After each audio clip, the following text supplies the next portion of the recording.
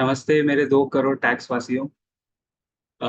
As we speak today, let me draw your attention. First of all, standard disclaimer. No stock, no mutual fund discussed on this video. None of them are buy or sell recommendations. They are only used for training and educational purposes. We don't give any buy sell recommendations on this channel or on any other platform as well. If you want buy sell recommendations, please consult your financial advisor and take a call, or you can listen to speeches by Honorable Finance Minister, uh, Home Minister, and the ex Prime Minister, now the candidate Prime Minister, to make your decisions. Listen to them, talk to your advisor, and then take a call. There is one stock जिसने कभी भी 5 साल या 7 साल के holding period में, according to our analysis, कभी भी मेरे ख्याल से किसी इन्वेस्टर का पैसा कभी डुबाया नहीं. If somebody has invested in this stock for last 10 years, मतलब not last 10, any 10-year period from 1980 to 90 to 2000, even during the 10 years when it did not perform, 2001 to 2010 में किया था, 2010 to 20 में स्लो किया था, लेकिन इस स्टॉक ने हमेशा निवेशकों को लॉन्ग टर्म में पैसा बना के दिया है. I think you must have guessed it. It's important to say all of this data is coming from 2-3 research reports, one of them being Motilal Oswal का wealth creation study जो वो हर साल publish करते हैं. It's a beautiful report. उसमें wealth creation study में top wealth creators में भी यही stock आता है number 1. Over a period of last 25 years, the biggest wealth creator stock is this one. So I'm not giving any recommendation at all. This is documented in public domain, and the name of the stock is Reliance Industries Limited, RIL. I think इस company की इतनी ज्यादा बात इसलिए भी नहीं होती है क्योंकि काफी निवेशकों को लगता है कि ये फ्लैट है, स्लो मूविंग है, ज्यादा चलता नहीं है, ब्ला ब्ला ब्ला ब्ला ब्ला. बट अगर आप आरआईएल का एक सिंपल टेक्निक ऑब्जर्व करो, जो मैंने ऑब्जर्व किया है, जब भी ये स्टॉक 200 डे मूविंग एवरेज पे आता है, it happens twice, sometimes thrice in a year. और ये कोई अगेन रिकमेंडेशन नहीं है बाबा. जब भी ये स्टॉक 200 डे मूविंग एवरेज पे, मतलब जैसे फॉर एग्जांपल करेक्शन हुआ है, आरआईएल नीचे गिर रहा है, नीचे गिर रहा है, और 200 डे मूविंग एवरेज पे if RIL takes support at 200 day moving average, वहां से कम 6-7% आपको देता है 6 महीने में. यानी every year, if somebody is prudent enough, you can make 14-15% returns, not on a कि buy and leave purpose, but इसे 6-7% आप 2 बार आपको साइकिल जरूर मिलेगी. मुझे ग्राफ भी दिखाने की जरूरत नहीं है, डॉक्यूमेंटेड है ये सब. लेकिन जिसने आरआईएल पहले से लेके रखा है, लास्ट 15 साल या 10 साल के पीरियड में भी लेके रखा है, उसने कभी पैसा डुबाया नहीं है. They have never lost money. I will never, मतलब I have never heard anybody tell me कि मैंने रिलायंस के फ्यूचर्स लिए थे, एफएनओ में फ्यूचर्स लिए थे और फ्यूचर्स में मेरा नुकसान हो गया. You will not here anybody से this. So this is one company which is election proof, tamper proof. Election proof इसलिए कि किसी की भी सरकार आए, मोटा भाई को धंधा तो आगे बढ़ाना ही है. And I believe in these kind of stories where retail investors के लिए safety first के साथ साथ growth भी मिलता है. इसीलिए हम लोग म्यूचुअल फंड्स की बात करते हैं और उस पर स्विच मारते हैं. Speaking of mutual funds, there was a lot of comments में आप में से काफी लोग बोल रहे थे कि 4 जून को आपने बाय किया था. ये मीडिया में भी हो रहा है, लेकिन क्या होगा, क्या उखाड़ लेंगे हम लोग. You know what is the issue ना.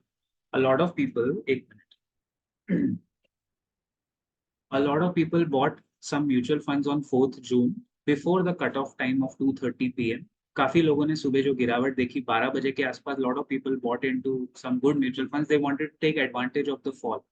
तो जो seasoned SIP वाले हैं या जो भी म्यूचुअल फंड में निवेश करते हैं, जो स्टॉक्स में रिस्क नहीं लेना चाहते, मैं उनको ज्यादा स्मार्ट इन्वेस्टर्स मानता हूँ. क्योंकि वाकई में आप देखोगे कि आंकड़े बताएंगे फंड्स में आप कमा सकते हो विदाउट एनी टेंशन. पहली बार उन्होंने कोशिश की to take advantage of the big drop that was happening on the Nifty. By in a day it was dropping 7%. लेकिन उनको यूनिट्स अलॉट हुए 5 जून के, जब मार्केट ऊपर आ गया. ये तो गलती है ना, किसकी गलती है? सेबी, एम्फी, जो म्यूचुअल फंड की बॉडी है, कौन इसकी जिम्मेदारी सर पे लेगा? मुझे आप बताइए. आप लोग बहुत बोलते हो ना कि we should not talk about it. एक तो आप टैक्स पेयर हो, अगर आप अपने आप को टैक्स पेयर मानते हो, don't you think this things should come out in and somebody should मतलब raise a voice against it? Media channels इसको एक दो बार दिखा देंगे, लेकिन अल्टीमेटली होगा क्या? आपको तो यूनिट्स 5 जून के ही अलॉट हुए ना, क्या कर सकते हो आप? मैं आपको बताता हूँ, this is why I am here to help out people. भाई उस दिन मैंने तो ऐसे कुछ स्पेसिफिक बाय सेल नहीं किया था, तो मैं अपना तो नहीं ही कुछ करूंगा, बट जिसको ऐसा लग रहा है, लेट्स अंडरस्टैंड आपके हाथ में ऑप्शंस क्या है, और ये लोग को तो पकड़ना चाहिए।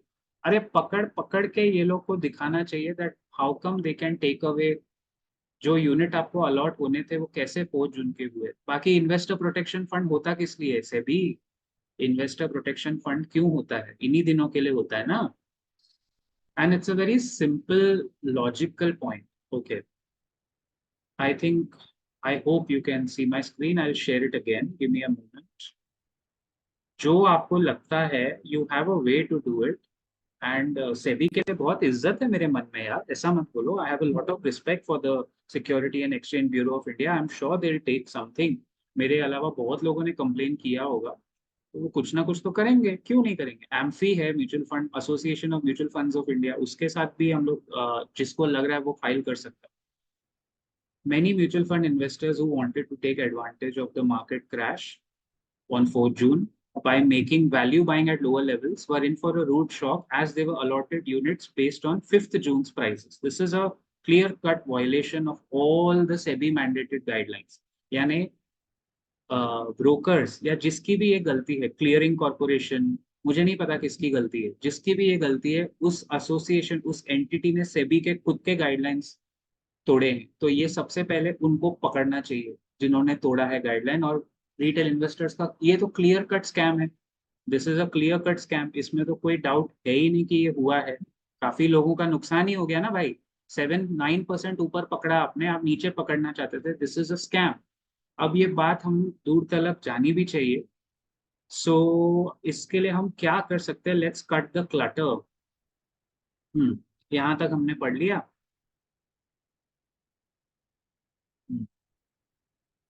Now, let's read this. Since the pooling of funds mechanism was introduced by SEBI in 2022, the amount that gets debited from a bank investor's bank account gets credited to the clearing corporation, exchange bank. ठीक है. However, when the exchanges get the money, they won't get to know which client has invested how much money. Fair enough. Here, the payment aggregators upload an MIS report, which is an instruction file which helps exchanges to map the particular order to the payment. ये सब real time में होता है.